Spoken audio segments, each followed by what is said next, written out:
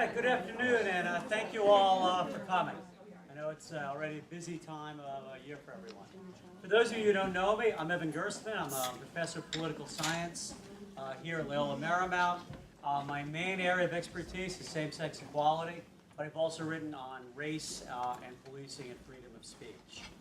For those of you who don't know, my co-speaker, and a lot of you probably don't, he's brand new to the university.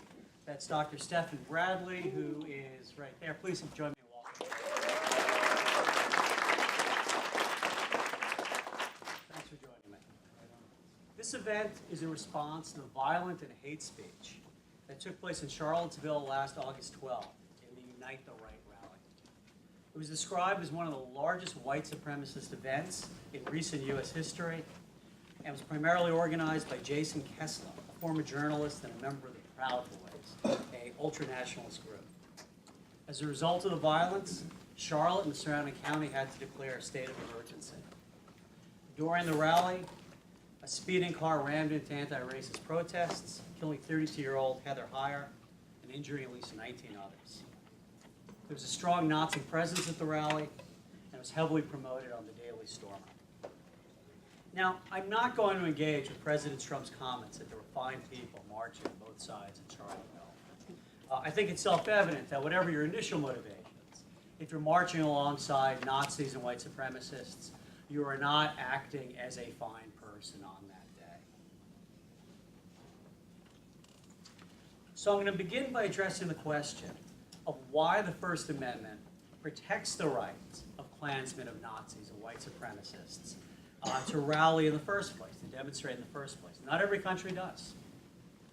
Then I'm going to address the limits on those rights. And then finally, I'm going to make some suggestions for action people might want to take who want to take action in response.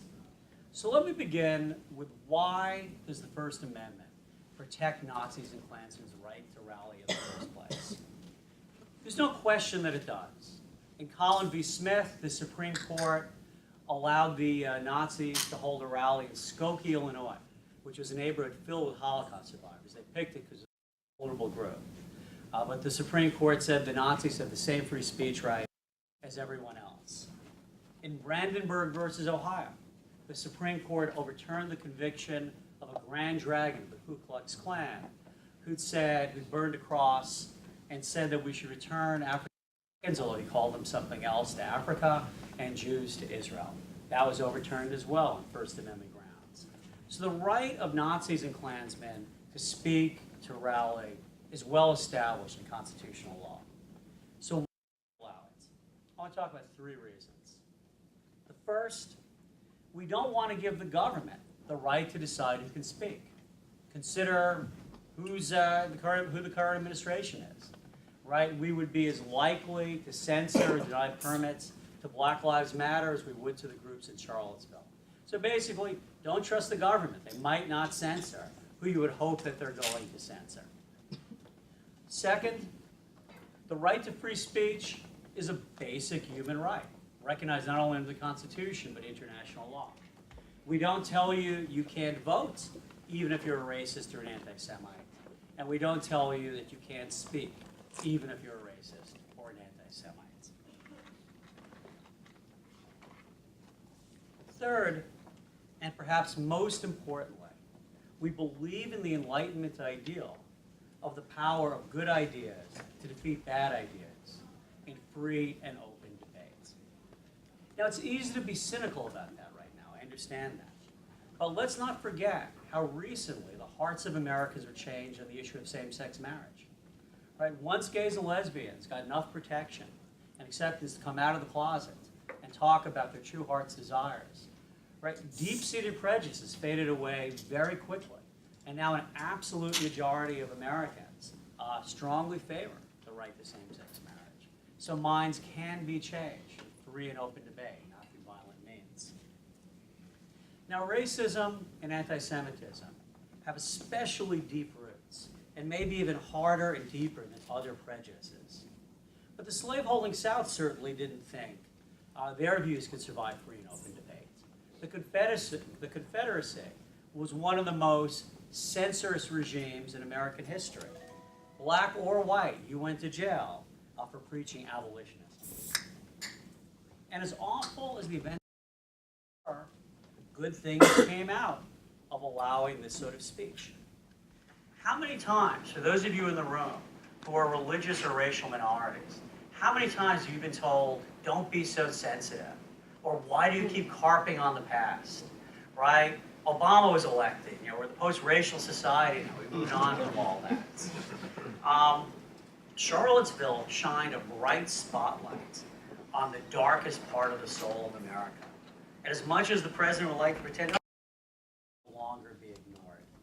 I like my bigots where I can see them, and everybody can see them now. So some good things came out of the rally as well.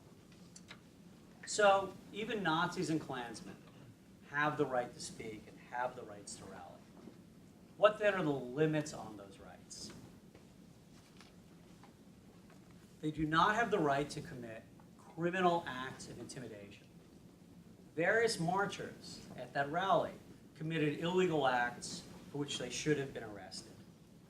Now, they say what you see depends on where you're sitting. My father was born in Nazi Germany, and I lost family in the Holocaust. So one travesty that stood out to me, particularly in Charlottesville, was when as Jews prayed in a Charlottesville synagogue, Beth Israel, men dressed in military fatigues, holding AR-15s, semi-automatic rifles, stood across the street, not marching, just standing across the street from the synagogue, while Nazi websites posted a call to burn the building, and marchers passed by yelling, "There's the synagogue," and Zig Heil. Jewish congregants had to remove the Torah and sneak out the back because they were afraid of what would happen. Now, that is a crime. That is well settled. The line is crossed to criminal intimidation when someone makes a speech or a gesture that a reasonable person would consider a threat. That usually requires some sort of targeting of an individual or a discrete group. For example, the Klan in Galveston Bay in the 1980s, in Galveston Bay, were objecting to Vietnamese immigration. So they circled their boats around some Vietnamese fishermen holding weapons with an effigy of a Vietnamese fisherman being hung. And the courts held that crossed the line. Right? That sort of intimidation is too much. So for that reason, I very strongly believe what those men with their AR-15s did, that synagogue was illegal, but the police did nothing.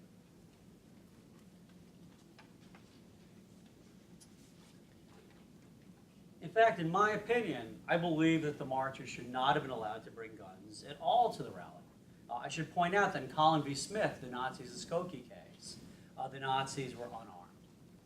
There is no recognized Second Amendment right to carry arms to a rally, and certainly no Second Amendment right to bring powerful weapons and frightening weapons, intimidating weapons, like AR-15s. For those of you who don't know what an AR-15 is, they're the civilian equivalents to an M16.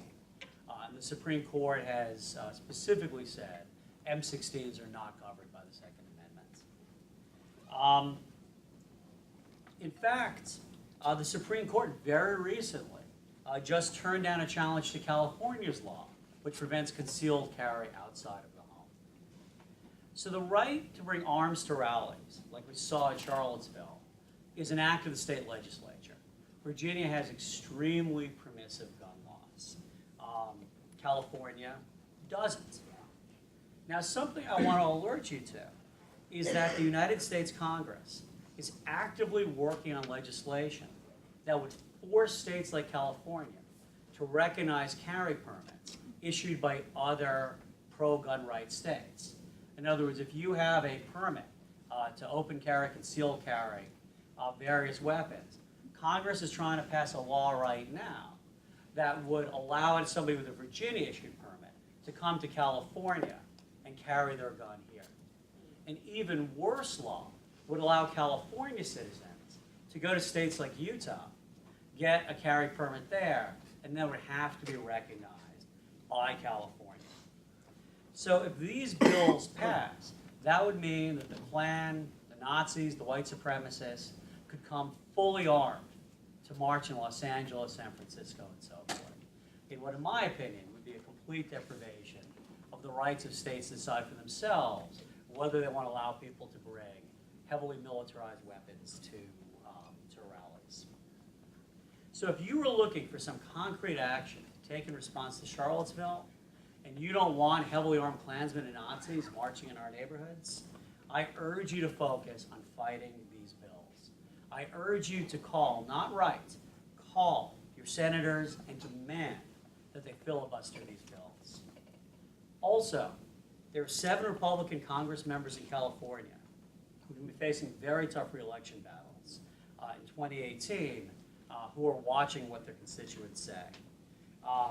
5 of them are in districts near us. Ann Royce, Mimi Waters, Dana Rohrbacher, all in Orange County, Darrell Lisa, whose district straddles Orange County and San Diego County, and Steve Knight, a northern Los Angeles expert. If you didn't catch that, feel free to email me. I'd be happy to send you the names. I urge you to call each of their offices and demand that they stand up for the rights of Californians to keep guns out of the hands of Nazis and Klansmen. Let them know that if they vote for this bill, you are coming for them. You live nearby, you're going to go to their districts, you're going to register people likely to vote against them, and you will campaign against them. Take action, be proactive. And some, even the worst among us, have the right to march and have the right to speak. That's a good thing. It protects all our rights and makes visible dark forces that many people would like to pretend don't exist. But they do not have a right to threaten or intimidate people, and at least for now in California, they don't have the right to come armed. Let's fight to keep it that way. Thank you for your time. I promised that we would both keep it short, so I'm going to yield the podium. Steph.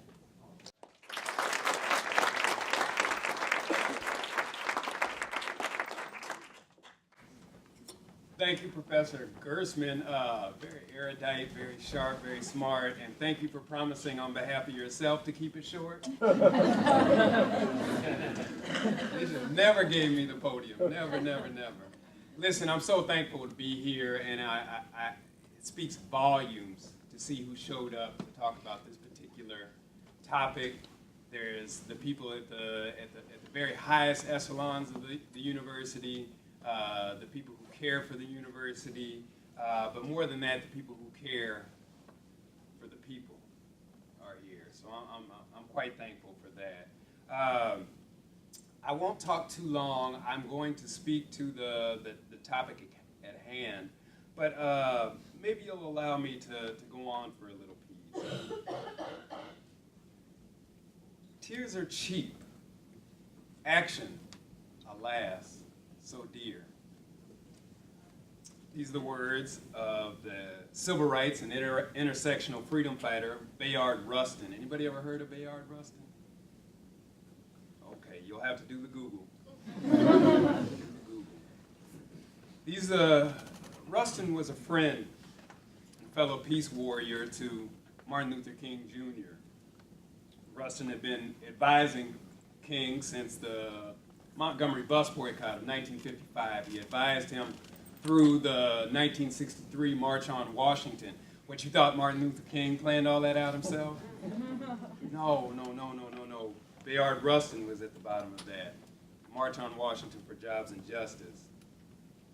He wrote this, "Tears are cheap, action, alas, so dear," in response to King's assassination in April 1968. And he wrote these words in response to the outpouring grief that descended upon the nation the days after April 4th. Moderate and conservative and liberal white politicians and officials alike, they sent in their condolences and statements of grief to newspapers around the nation, professing their deep respect and love for King. Good white people cried for the loss of the nation. They most certainly did. Rustin, who was a pacifist and a socialist, and gay, and black, was not moved by the tears. King, on April 5th, 1968, that's the day after he died, couldn't use those tears. No, what King needed was for the well-intentioned good white people to act before James Earl Ray shot him dead that fateful day. Today I take the position of Rustin. I'm not socialist or pacifist or gay, but I believe that the temperamental guilt and grief, are largely useless if the goal is to manifest freedom in these United States. What's useful are those, and I'll say it slowly for you, what's useful are those willing to agitate, to disrupt, and to potentially put their lives on the line for the freedom of people who don't look like them. That's tough talk, isn't it? Look, this is 150 pounds of thunder. I know you can't do it. I'm packing. I put some rocks in my pockets today. Yeah. So what I'm talking about is the people. Professor Gerstmann went back to the abolitionists and he went back in history. I'm talking about people who were willing to put their lives on the line, like John Brown. Maybe you've heard of him. If you haven't, do the Google. Maybe you've heard of people like Viola Liuzzo. Do the Google machine on her. Perhaps, I'm meaning the people like Heather Heyer. People like her who were willing to put their lives on the line for the freedom of others. Now, some of you are saying that, I know you're saying to yourselves that I'm not prepared to give my life for the freedom of those I've never met. And to that, I'd say, thank God for those children who marched in Birmingham in 1963, who were beaten and eaten by dogs, marching for the freedom of somebody they didn't know. Thank God for the black and white and Jewish and Gentile activists who went to the South to try to get voting rights back for black people. Oh, and thank God for those young black people who are part of the movement for Black Lives, those people who were saving American democracy. We call them annoying, I call them citizens. Our topic today is Charlottesville, that's correct. Hate speech, violence, and the Constitution. But if I'm being honest, it's really about more than that. What I'm saying is that there's a culture war going on right now in these United States. There's a culture war.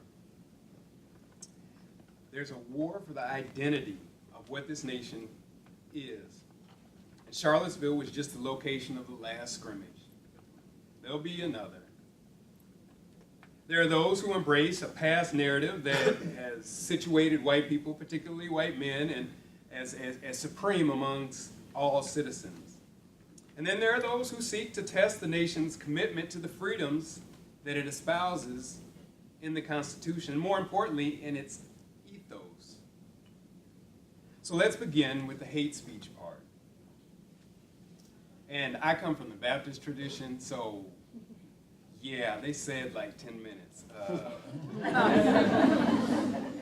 I'm on it, Chief. I'm on it. Listen to me. Right now, the issue of hate speech is one that universities across the nation are having fits with. It's such a tough thing to deal with. Universities are supposed to be places for civil discourse and debate and this sort of thing.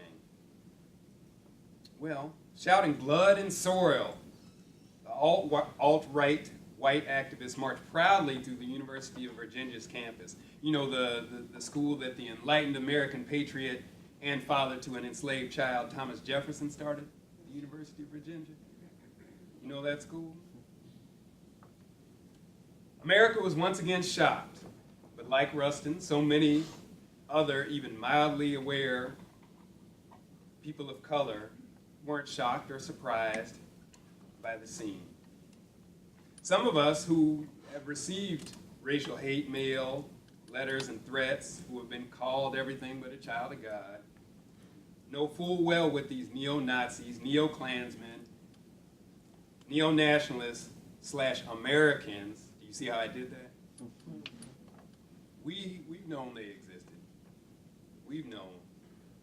To much of America, though, it was a surprise. I say welcome to the party. Oh, and don't also forget that the University of Virginia was supposed to be the most liberal space in Virginia, right? It was supposed to be. And those blood and soil fellas and ladies, they made it through the campus happily and unscathed. And I can't really knock their boldness. They tested the so-called progressives and they won. Under the guise of civil discourse and debate, they've done the hard rhetorical and cultural work of framing the arguments and their positions on race and religion in such a way that they almost won their campaign to make moral equivalency between Black Lives Matter and this alt-right movement. It's very difficult. It's very difficult, not to be underestimated. They've also won because they've made themselves the boogeyman in a way. We love to point to the skinheads and to the Klansmen and to condemn them and to talk about their devilish ways of supporting white supremacy. Those people, if we're being truthful, are probably more threatening to American lives than many foreigners are, but we spend more money on the foreigners we think are threats. I'm digressing. If I could reveal something personal, Professor Gerstmann did, and so I feel inadequate in not sharing something personal. I guess I'd tell you I'm not afraid of the Klan or skinheads or anybody like that, but I am really more afraid of, and I don't mean to offend, but some of the people in this room who know who these skinheads and Klansmen are, who live amongst them, who party with them on New Year's, who have them by the house. That frightens me. The people who gave me a chill in those videos happen to be the college students who were marching with the blood and soil people. And they were marching supporting a patriotic ideology in the name of civil discourse and alternative views. That to me is a bit frightening. On that note, let's talk to this issue of violence for a moment. The violence that occurred in Charlottesville is condemnable and definitely problematic. To run into protesters exercising their freedom rights is nothing more than cowardly. But I'd be remiss if I didn't point out the irony of the moral outrage and sympathy that was evoked when the young white woman Heather Heyer was struck by the car, but the lack of outrage and sympathy that was available for people in the movement for Black Lives who were also hit by cars, and for unarmed and legally armed young black men and women who were shot and killed while being American. Part of what I'm speaking to is an apparent sympathy gap here in the United States. I realize I'm not going to get invited back, so I'm laying it all out today. Should have never invited me in the first place. I'm giving it to you. Now that you've seen what reckless people will do to even an innocent white woman like Heather Heyer or the Australian journalist Justin Diamond, does anybody remember when she was shot by the police in Minnesota? Our eyes have been opened. But I got $20 if anyone can remember the name of the black fellow who was first hit by the car that ran into the crowd in Charlottesville. Or the name of the black man that was brutally assaulted by the alt-right activists. I'm keeping my money today, Jack. I think we see this in other areas of our lives. Look no farther than the so-called opioid epidemic. I didn't know America could be so sympathetic to drug addicts and drug dealers. I didn't know.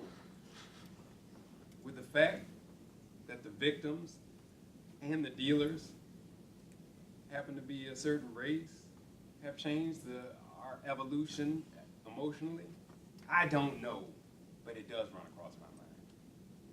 Now let's talk to the Constitution part, which involves hate speech and violence. We're here in the political science village. This is where we are, and thanks for the pizza. Good job. Appreciate that. And so I don't think I'd be out of line if I state that there are things called constitutional rights, and then there are what I would call actualized rights. Let's be clear, the 15th Amendment should have allowed all men, and I say men, the right to vote. That's correct? To all the good political science students? They're like, I didn't read that part. I wasn't on the quiz. Well, if that's the case, why was there a need for a 1965 Voting Rights Act? The point is actualized rights. Okay, why are they narrowing voting rights at this very moment? Professor Gerstmann asked you to go out and vote these people out of office. Make sure to bring your ID, I guess. That's part of it. In America, we love to point to the Constitution and rave about our freedoms, but I would argue that this is probably as much rhetoric as it is reality. I know you think I'm cynical, but please try to follow me on this if you can. When the alt-right marches through campuses and the streets with rifles and pistols, screaming blood and soil and Jews will never replace me, they are exercising their constitutional rights. When, however, black people march in the street and police even suspect that there may be firearms, the police mobilize armored personnel vehicles, pop tear gas, and put on riot gear. If you think I'm lying, I was there. I was in Ferguson when this happened. California, back in 1967, was an open carry state. It was an open carry state. That was until the Black Panthers showed up at the Capitol building in Sacramento with rifles and shotguns. Seeing those black men not smiling and carrying long guns, for whatever reason, changed people's views of the right to bear arms. And suddenly, the California legislature, at the urging of the good governor, former actor Ronald Reagan, changed the laws. And I argue this is how the Constitution can be used to restrict the rights of some. Most recently, this is as of July 17th, when armed black people arrived to Cleveland to protest the Republican National Convention. I know you're thinking, man, this is crazy. Armed black people showed up to protest the convention. I don't know if you remember Tea Partiers showing up to Obama's speeches with long guns and rifles.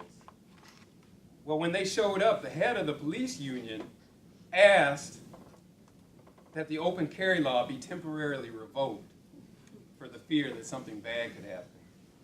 K into Rasan. Last thing I'm going to say, I'm closing, and in the Baptist tradition, you get 3 closes. You said amen?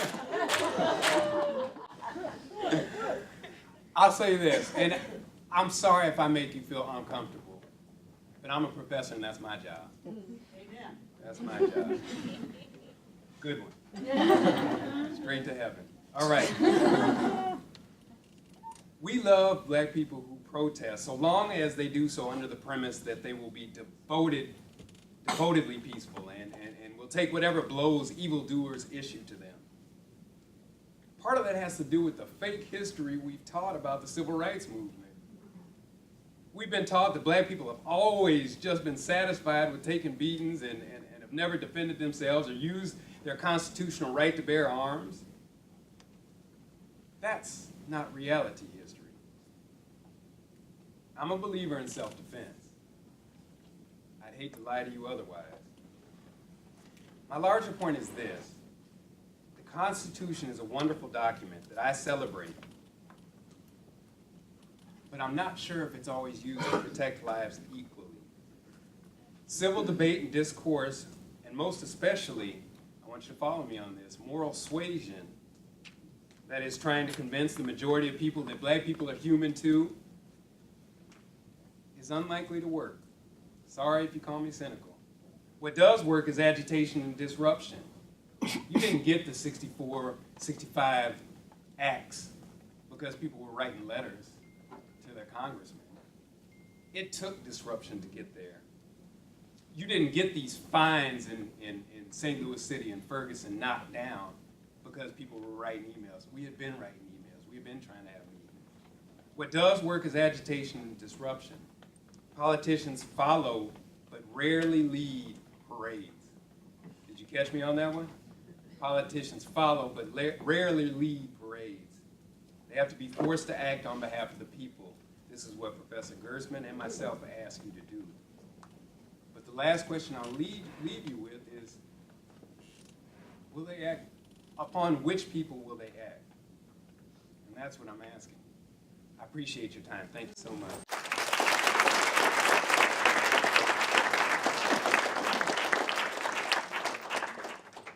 First of all, we're definitely inviting you back. Secondly, I realized, also I didn't know that Ronald Reagan was the governor who ended open carry. That's great, I'm going to use that. Also, I realized I was a very rude host. I forgot to acknowledge all the people who made this possible. Thank you, Dean Crabtree. There'd be no pizza without her, or any of the other stuff. Thank you to Jewish Studies, Political Science, African American Studies, and ACTI, the Academy for Catholic Thought and Imagination, for co-sponsoring this event. Thank you all for coming. Now, we promised we'd keep it reasonably short to make sure there was time for student engagement. And I've asked the chair of the History Department, Elizabeth Drummond, to orchestrate that. Thank you, Elizabeth. Thank you. So now it's Q&A time. They're calling me up so that I can call on you guys. And then I'll give it to them to answer. So we hope that in the remaining time, we've probably got about 40 minutes or so left, that there's a vibrant conversation. I thought till 2:15 or till 2? 2:15. Okay. So questions, comments from the floor here. Somebody's got to be first. Professor Whitson-Bolt. Thank you so much for this great, wide-ranging discussion. One of the things that really interests me about, and the kind of the ways that both of your presentations may be overlapped, is in the questions that we have, on the one hand, as Professor Bradley discussed, these long issues of inequality in terms of access to rights. And then on the other hand, the stated ideal that everybody has, and the rhetoric that everybody in theory has the same rights. And I think one of the things that campuses in particular are struggling with right now, and Professor Gerstmann got into this, where is the boundary between speech and right to free speech and these issues of intimidation? And I think the way you drew your examples, they were very clear. But I find that sometimes I'm watching some of the speech that has become increasingly openly hateful and feeling that I don't necessarily see the boundary as clearly as maybe I once did. And I wondered if you two could speak to this question.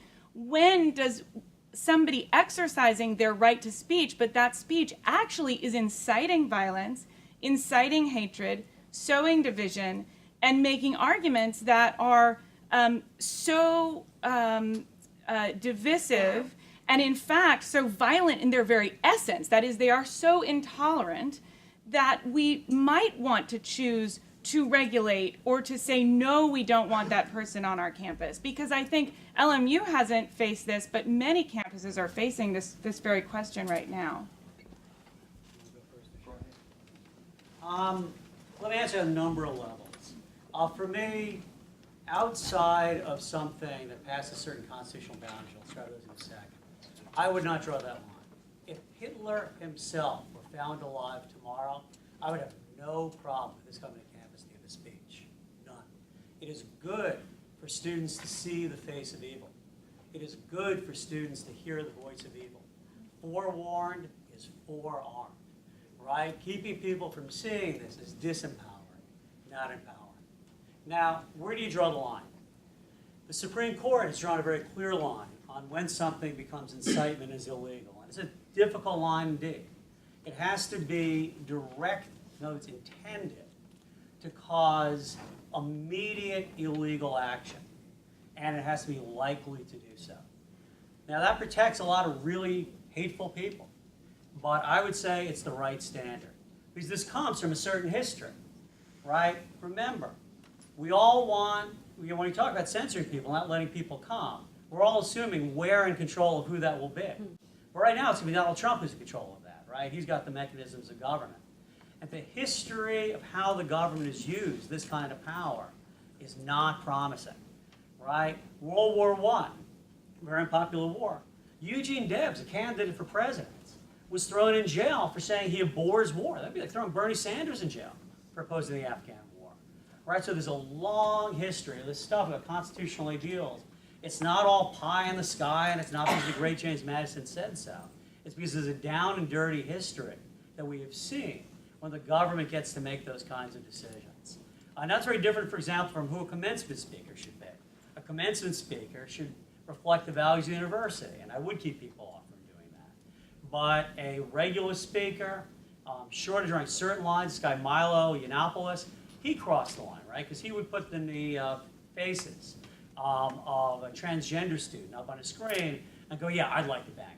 That's sexual harassment. That's a line, right? So harassment, intimidation, but in terms of hateful ideology, just bear in mind, you give someone that power, you give them the power to make those decisions. You have to ask whether you're comfortable with that. Dr. Bradley? Yeah, I think perhaps I took the question differently. I thought you were speaking mostly in terms of university life and that sort of thing. I think these are largely decisions that university officials have to make.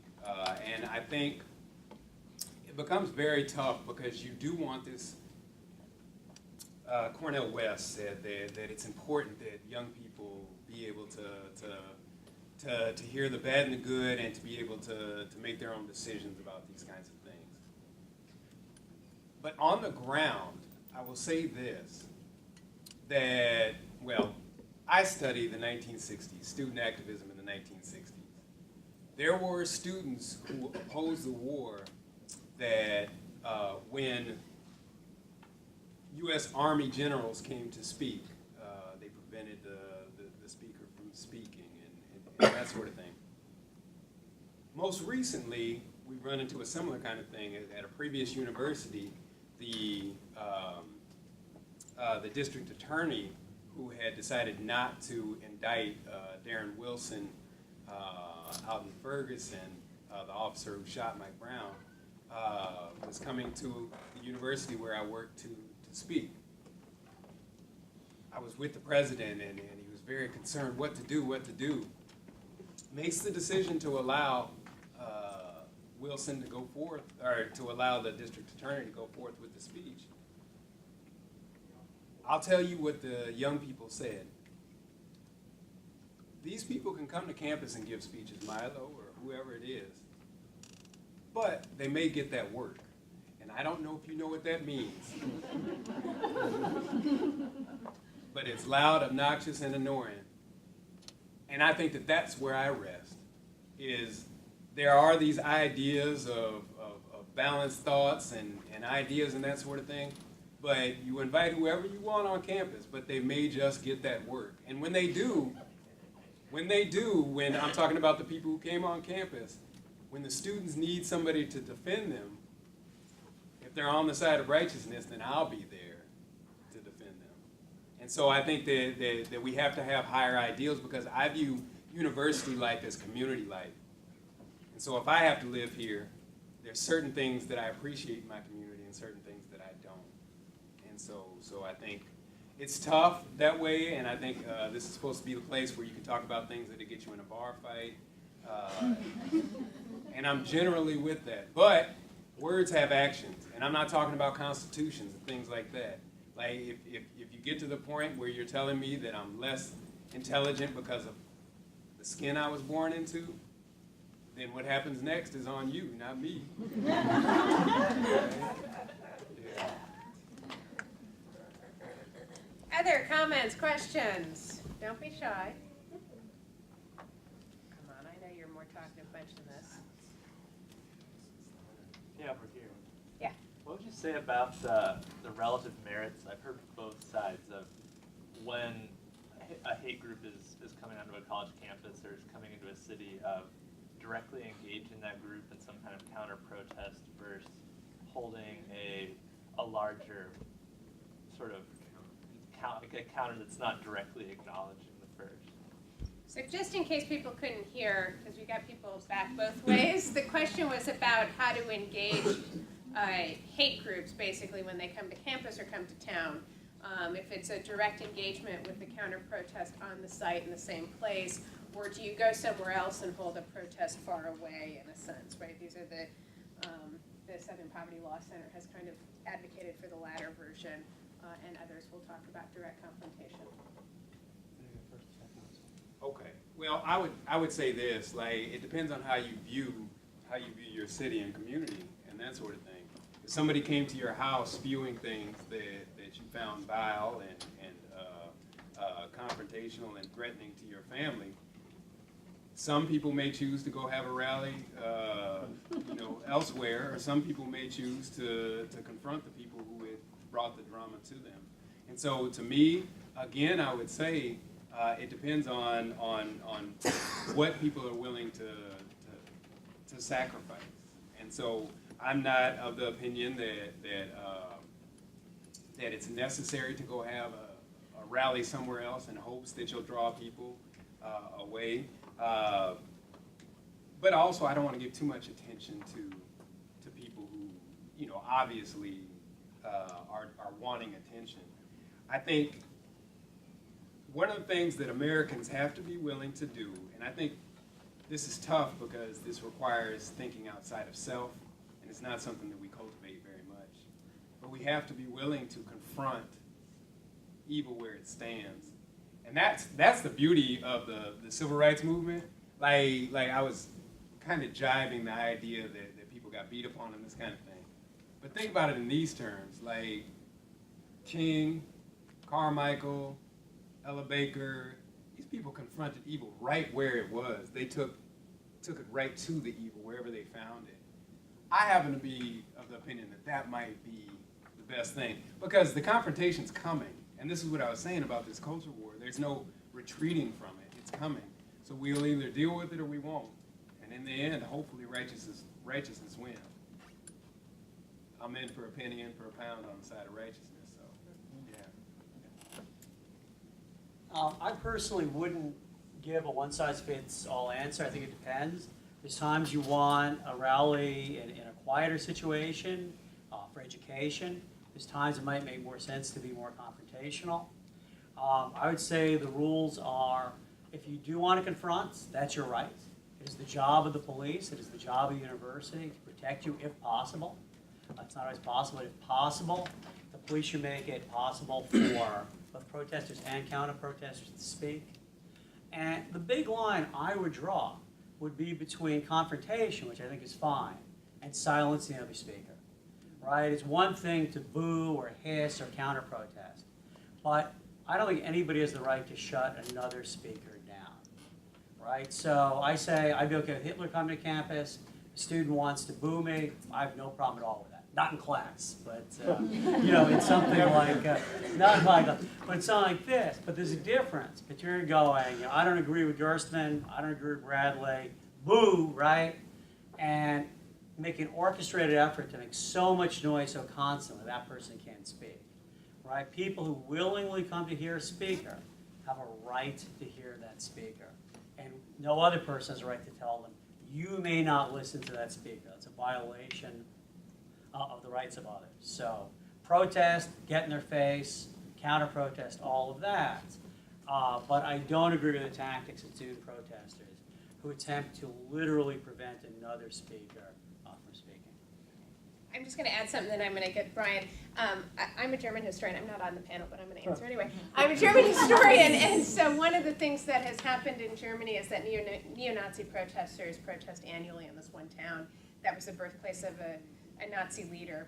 And the people in that town have responded with direct confrontation, but the confrontation has taken the form, on the one hand, of mockery, and on the other hand, of donating to anti-racist and pro-immigrant causes. So every step that the neo-Nazis march, more money goes into a pot to oppose them. It's been actually quite effective. Professor Traynor. Yeah, thanks very much. The past few comments have started to answer this question, but I think I want to ask it anyway. And if other people here are more familiar with the case and I'm getting the names wrong, that's okay. But I feel like there's been at least to me, some confusion, not that there is on your part, between these different spheres of the public sphere, the kind of semi-public, semi-private sphere of a university that, you know, a university restricting free speech is not the same thing as the government restricting free speech. And then all the way to the home, right, where I can pop someone in the mouth if they, I guess I probably can't do that much, but yeah, if someone mouths off in my home, I can do something different. And so I'm a little confused. Yeah, don't come to dinner at my place. Or I'm still wondering in my own head what I think about the value of direct confrontation and the cost and everything else. And here's the case that popped up. I think it was last year at Reed College, the director of the film Boys Don't Cry went to speak. Is anyone else familiar with what went down there? Okay, so correct me if I'm wrong, Amy. So she showed up. Boys Don't Cry is the story of Brandon Tina, who was a transgender. I'm not sure exactly how she would have self-identified. No one's really sure how she would have self-identified in today's terms. Person who was murdered and killed. And when she came to speak, I mean, my generation thinks of that as a groundbreaking film and a groundbreaking story. The students at Reed plastered the hallway with signs calling her a transphobic bitch, shouted her down, completely smothered her ability to speak. And it was a very small minority of the group, right? The administration at Reed was horrified by this. Lots of the other people in the community at Reed were horrified by this. But, you know, the idea that you bring a certain speaker to campus, but then say, well, it's an open field day on that speaker. It seems like we could run into sort of some problematic things along the lines of what Professor Gerstmann's saying, which is if we start getting selective about which speech we're really going to tolerate and allow to be heard at the university environment, choices might be made with which any one of us disagrees strongly, right? And it's not just Donald Trump saying Black Lives Don't Matter can't have a rally. It's our own community self-policing in ways that could be very problematic, I think. So just for the people down this way who might not have heard that, the question was about sort of different kinds of spaces, public, semi-public, private, but then using the example of what happened at Reed College when the director of the film Boys Don't Cry came and was publicly attacked. Very counterintuitive. You're right, for being transphobic. And so kind of returning to some of the issues that we just talked about. I just answer it from a legal point of view, right? There's this idea of the public forum. So you have, say, a city park where you have maximum free speech rights. The courts have been shockingly vague about the public forum status of a public university, but the best, most likely answer is for students, faculty, and staff, the public spaces of a university are a full public forum. You have the same free speech rights at UCLA that you do in Griffith Park. And then normally private universities can do whatever they want, but I'm delighted to tell you, especially with the provost standing here, California is the only state in the nation that has the Leonard Law, which means all of you at this private university have the exact same free speech rights as the students at Cal State and UC schools.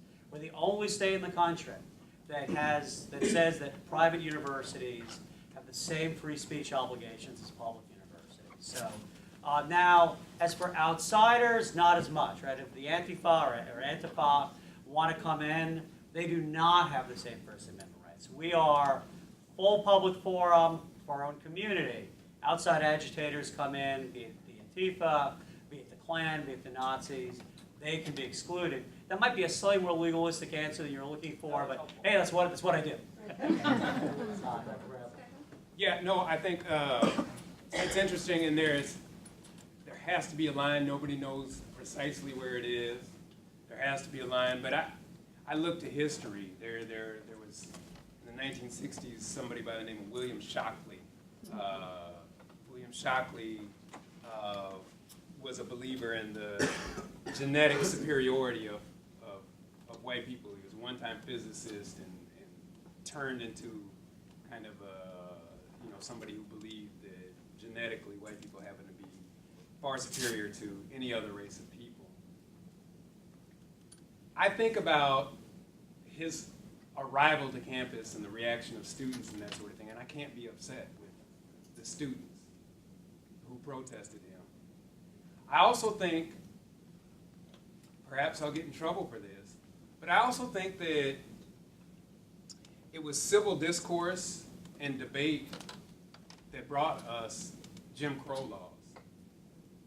That it's the privilege of people who would allow a certain kind of oppression to want to hear the various sides. The people who are oppressed by these things rarely get to engage with the civil discourse and that sort of thing. So the way that the people who are oppressed react is oftentimes, frightening and shocking to the people who, who can afford to have these kind of discourses and debates about what's good, what's bad, and that sort of thing. So I would say that it's very difficult. I rest on the side that a university is a community, and this self-policing, as you were mentioning, could go wrong, could go right.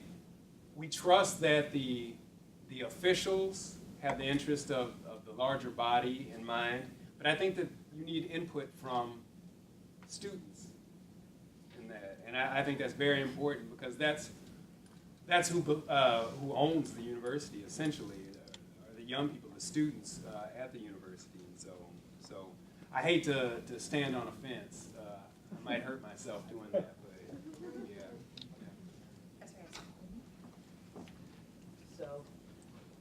So on Sunday, the Committee for Racial Justice is meeting in Santa Monica. And they've been meeting for several years, but the past 2 times, neo-Nazis have shown up.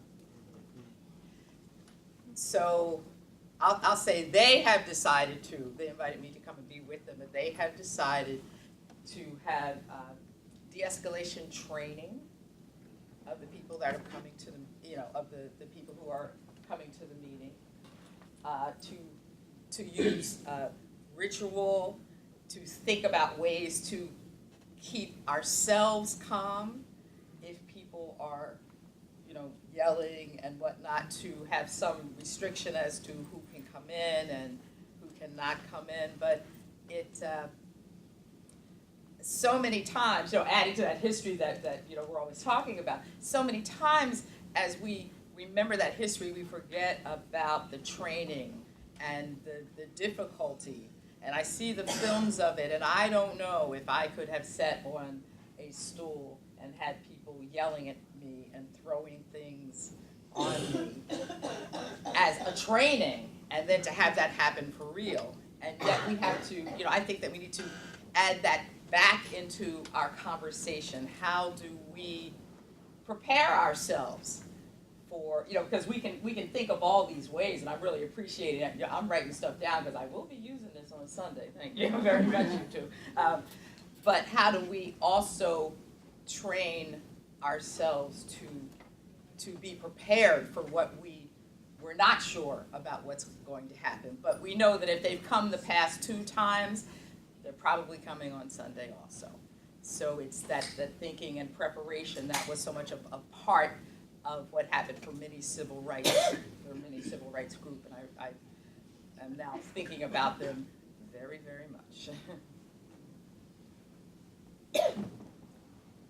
Other questions, comments? I thought I had seen some hands starting to go up before. Tim? Well, one thing I really sort of latching on to your lovely phrase of sort of actualized rights. I think that's an important thing to bear in mind when we're talking about the letter of the law and what's actually happening, especially when we're thinking of it in terms of sort of critical theory and critical pedagogy and sort of how we interpret capitalism and the role of education as an arm of recreating these systems of oppressive power. And that's something that, for me, then calls upon us to actually maybe think about what are some of the alternative viewpoints on should we allow these people to come and spread these messages on our campuses, when understanding the role that we play as educators in recreating these oppressive power structures. And so for me, that's why I'm sort of on the fence. I sort of take the Marcusean view here a little bit, where he talks about there's a problem when we give equal weight and space and then money to these voices, when in all actuality those other voices that we say also have that right aren't given that space. not nearly as equally. And I think that's really important to remember and think about just from a pedagogical lens when we're talking about these types of things on college campuses and in educational spaces. Because I do fully believe we have a responsibility to sort of address that in our teaching and who we bring to campus and how we structure then those conversations. Because I just came from UMass and we had Milo and the two other abhorrent individuals that came, and it was a terrifying experience to be there and hear them and hear the students. And that, you know, people are making money off of this type of stuff. And so that for me is problematic, and I think it's important that we do sort of bear that in mind as educators and as educational institutions. So.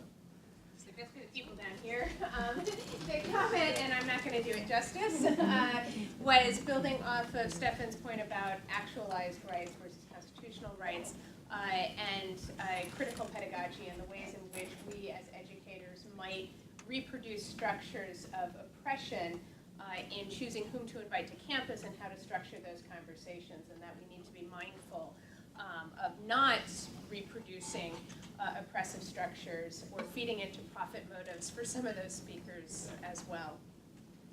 Do you want to respond? Just real quickly, I think one of the things that helped the nonviolent civil rights movement work well was groups like the Deacons for Defense. Was groups like these armed people who said, well, you could deal with the nonviolent arm of the movement, or we could have it we can get into some gangster stuff. Look, it's playing. But I think that's interesting that there were these options laid out for people to deal with. The other part of it, these constitutional rights that we speak of, somebody has to enforce these rights. I'm not completely convinced that the people enforcing the rights believe as much in the rights as I believe in the rights. So when I look at Cincinnati, when the man was killed by a Cincinnati police officer, and underneath his uniform is the stars and bars, it makes me think away. It makes me think away. I'm not sure I place all my faith in that particular arm of the Constitution, you know, a purveyor of constitutional rights. So I think that we have to be careful about what has now been phrased, and I love this because I think it's largely a phrase that's intended to do something. It's called the marketplace of ideas. The marketplace of ideas. I love the phrase. I'm not sure what precisely it means, but the idea is the best ideas will win out. And I think that's a John Stuart Mill kind of thing, right? The best ideas will win out. I'm not sure they always do. Yeah. I'm not sure they always do. So. Gosh, so much to say. First, I really admire what you're doing in terms of the kind of resistance you're talking about. Nonviolence is the way, for so many reasons. Just morally, it's wrong to harm somebody other than self-defense. It also just doesn't work. I mean, you know, we're here in a social science village. There have been studies of this, right? Nonviolent protest is an empirical matter, just way more effective than violent protest. If you look at the movements and you look at the success rates that they've had in achieving their agenda. I could not agree more with Dr. Bradley, especially about the people who are supposed to enforce our rights. Rights need to be enforced. And racist or bad policing is just as much a threat to free speech as bad courts are not enforcing the rights legally. There's this great bit on Seth Meyers in his Closer Look. He shows at a Trump rally. There's an African American guy. He's being very rude. He's got his finger in the air and all that. But a white Trump supporter just decks him, right? And then the part that Meyers shows is 3 guesses which guy got handcuffed. Right? So racist policing is absolutely a threat to all of our rights, our equal protection rights, our First Amendment rights.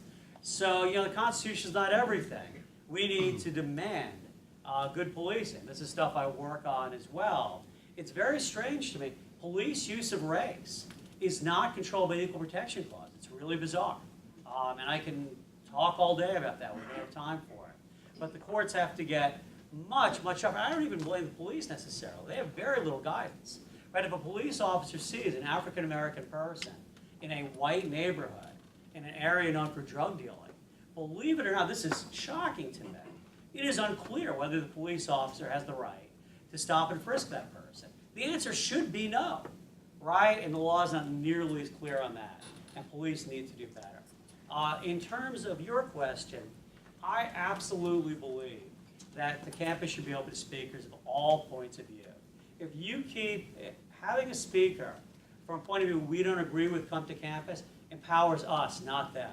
I think a lot of evil in the world comes from the Klan. I think a lot of evil in the world comes from racist policing.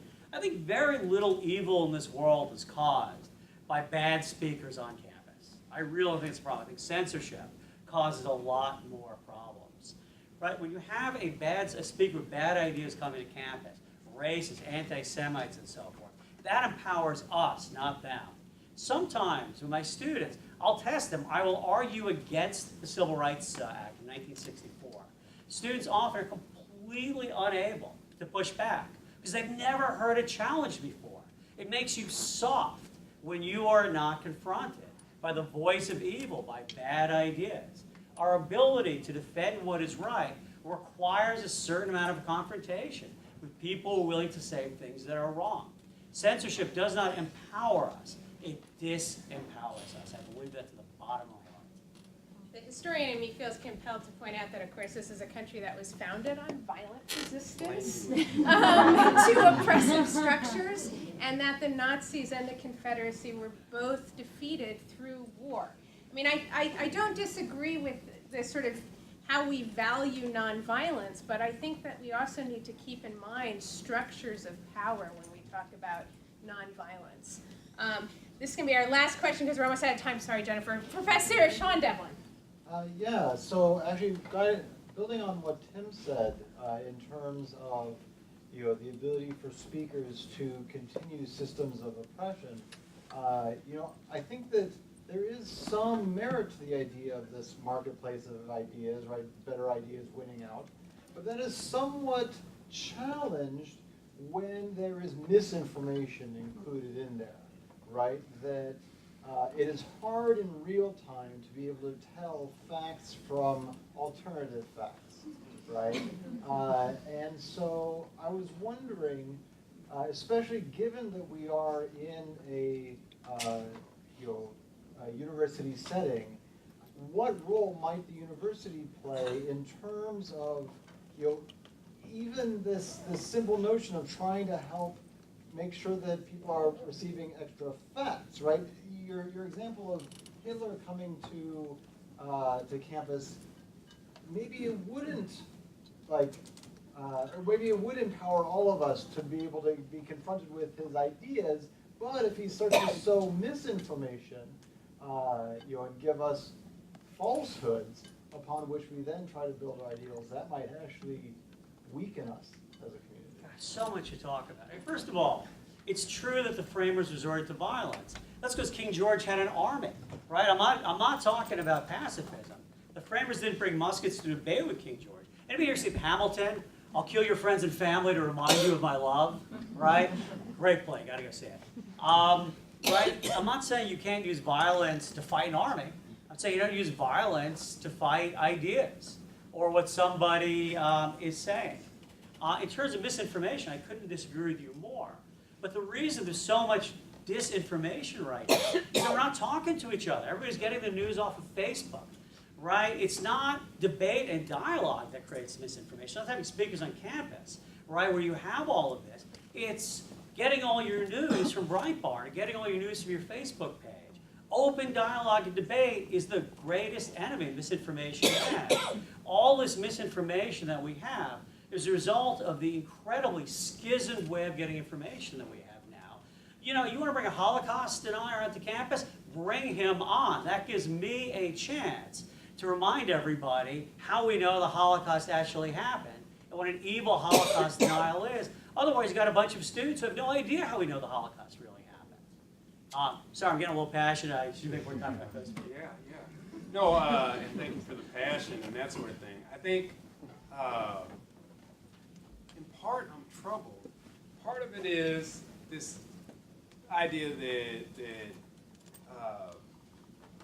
well, let's speak plainly about where we are.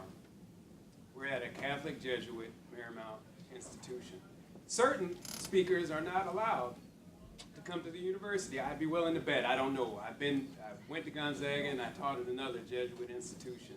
And certain speakers who had certain points of view weren't able to speak at campus. They had held views regarding certain aspects of Catholicism and that sort of thing. Weren't allowed. I think that's part of the privilege of a private institution. That's part of it. I think also this, to your point about disinformation and that sort of thing, I don't necessarily follow the idea that we get all of our information from Facebook and that's why we don't have the facts. No, intentionally people put this misinformation out. And there's a very specific reason for that. Because it catches hold, and it allows people to move forward in this movement of people who are on the opposite side of righteousness to sustain itself. I think that's an important thing to stand up to in one way or another. And so I don't know, again, where the line is, but I do know that if Hitler should show up here, I would hope that there would be some students at Raines Hall that would do something about Hitler being here. That's what I would hope. That if somebody was saying they're calling for the annihilation of my people, that somebody would stand up and prevent this person from annihilating my people. I would hope there would be that. And so I don't know if that makes me constitutionally right. I don't know if that makes me civically sound, or whatever it is. But I would hope somebody would be there to protect my human rights. So, yeah, well, I think we're pretty much out of time, and I know that I also have to leave. So, since you've called upon me to do the Q&A, I am going to bring it to a close, but of course encourage people to stay and to talk, if they can, to Professors Bradley and Gerstmann. I will just say it's interesting, Neil deGrasse Tyson yesterday or today tweeted out something about how we never learn in school how to know how claims become facts, become evidence, become argument, except of course that's what, as many people pointed out to him in response, that's exactly what you learn in humanities and in the liberal arts. So if there's anything that we want to say is that we need to have more of these discussions and more focus on the liberal arts, and I'd like to thank both Professors Bradley and